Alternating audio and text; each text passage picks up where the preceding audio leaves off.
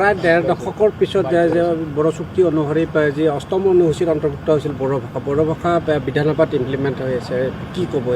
না, এইটোৱে আমি চবে গৌৰৱ কৰিছোঁ। আমি অসমৰ ভূমিপুত্ৰ হিচাপে, ভাৰতৰ খিলঞ্জীয়া মানুহ হিচাপে বড়ো ভাষাটো 8th শিডিউলত অন্তৰ্ভুক্ত কৰাৰ পিছত এটা আগৰ পৰাই দশকৰ পৰা দশক ধৰি দাবী চলি আছিলে যে অসমত মানে বড়ো লেংগুৱেজটো এছ'চিয়েট অফিচিয়েল লেংগুৱেজ হ'ব লাগে।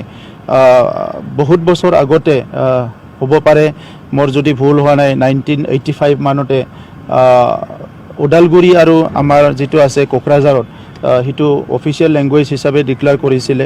ইয়াৰ পিছত যিটো চুক্তি হ'ল, আমাৰ চুক্তি মৰ্মে এইটো অসমৰ এছ'চিয়েট অফিচিয়েল লেংগুৱেজ হিচাপে ডিক্লেয়াৰ কৰা হ'ল। কিন্তু বিধানসভাত আজি এই ভাষাটো ভালকৈ প্ৰচলন কৰাৰ কাৰণে অকল মৌখিক নহয় বা অৰেল নহয়, এইটো লিখিতভাৱেও কাম কাজ কৰাৰ কাৰণে আজি বিশ্বজিৎ দৈমাৰীৰ নেতৃত্বত আগবাঢ়িছে। গতিকে অসমৰ সমন্বয় আৰু অসমৰ খিলঞ্জীয়া জনগোষ্ঠীৰ ভাষা সংস্কৃতি আগুৱাই লৈ যোৱাত তেখেতৰ ডাঙৰ এটা, ইয়াৰ কাৰণে তেখেতক ধন্যবাদ জনাওঁ। হিচাপে মই আমাৰ তৰফৰ পৰা বহুত বহুত হাৰ্দিক কংগ্ৰেচুলেশ্যন জনাইছোঁ আৰু ঈশ্বৰৰ ওচৰত প্ৰাৰ্থনা কৰিছোঁ আহি থকা দিনতো তেখেতে যাতে প্ৰত্যেকটো এছেম্বলি, প্ৰত্যেকটো মুহূৰ্তত ভালকৈ তেখেতে আগবাঢ়ি যাব পাৰে আৰু যিখিনি তেখেতে ৰাজনৈতিক পথাৰখনত আহি সকলোৰে মৰম সন্মান আজি পাবলৈ সক্ষম হৈছে, তেনেকুৱা এটা পৰিৱেশ সদায় থাকক।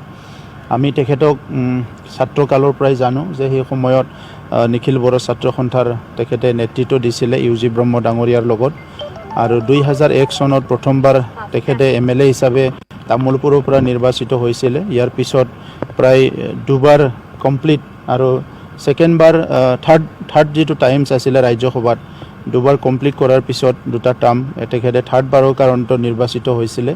আৰু সেই দীঘলীয়া ৰাজনৈতিক তেখেতৰ যিটো এক্সপিৰিয়েঞ্চ, এইটো সঁচাকৈ আমাৰ অসমৰ জনগণক বহুত লাভান্বিত কৰিব। আমাৰ মুখ্যমন্ত্ৰী ডক্টৰ হিমন্ত বিশ্ব শৰ্মাৰ নেতৃত্বত অসমত এতিয়া যিটো ৰাজনীতিক এটা সংস্কাৰ চলি আছে, এতিয়া যিটো আমাৰ এডমিনিষ্ট্ৰেটিভ যিটো ৰিফৰ্মেশ্যনবিলাক চলি আছে, নতুন এটা কৰ্ম সংস্কৃতি যিটো গঢ়ি তোলা হৈছে, চৰকাৰখন যে ট্ৰেন্সপাৰেণ্টভাৱে চলিব পাৰে, কৰাপশ্যন ফ্ৰী কৰিব পাৰে আৰু সকলো চৰকাৰী বিষয়া কৰ্মচাৰী সকলো পক্ষই যদি ভালকৈ নিয়াৰিকৈ কাম কৰে, ৰাজ্যখন যি আগবাঢ়ি যাব পাৰে, তেখেতৰ যিটো সপোন আজি যিটো বাস্তৱত ৰূপায়ণ হৈছে, তেনেকুৱা এটা সময়ত আমি সকলো আনন্দিত হৈছোঁ, অসমবাসী হৈ, বিটিয়াৰবাসী হৈ। আৰু আজি বিশেষভাৱে মই বিশ্বজিৎ দৈমাৰী ডাঙৰীয়াক কংগ্ৰেচুলেশ্যন জনাইছোঁ। বিশ্বজিৎ দৈমাৰী, ঠিকে আছে, আপুনি কংগ্ৰেচুলেশ্যন। আটাইতকৈ চকুত লগা কামটো কি বুলি ভাবে, মানে বিটিয়াৰৰ তৰফৰ পৰা? চাওক, তেখেতৰ চকুত লগা আৰু নলগা বুলি ক'ব পৰা কাম মানে তেনেকুৱা মই ক'ব বিচৰা নাই। কাৰণ যি ইছ্যুৱে নাহক কিয়, বড়ো জনগোষ্ঠীৰ ইছ্যুৱে হওক বা অসমৰ ইছ্যুৱে হওক, পাৰ্লিয়ামেণ্টত থকা সময়তো খুব এক্টিভলি তেখেতে প্লেচ কৰিছে। কোনো কথা তেখেতে চোৱা নাই কি কোনোবা ভাল পাব বেয়া পাব। যিটো কথা ইছ্যু বড়োৰ লগত বা ট্ৰাইবেলৰ লগত জড়িত আছে, যিটো ইছ্যু অসমৰ লগত উত্তৰ পূৰ্বাঞ্চলৰ লগত জড়িত আছে, সেই ইছ্যুবিলাকত তেখেতে আপুনি পাৰ্লিয়ামেণ্টত চালে গম পাব যে তেখেতে সদায় এইটোত মানে চেঞ্চিটিভলি এইটো লৈছে আৰু তেখেতে সদায় এটা ষ্টেণ্ড লৈ আহিছে।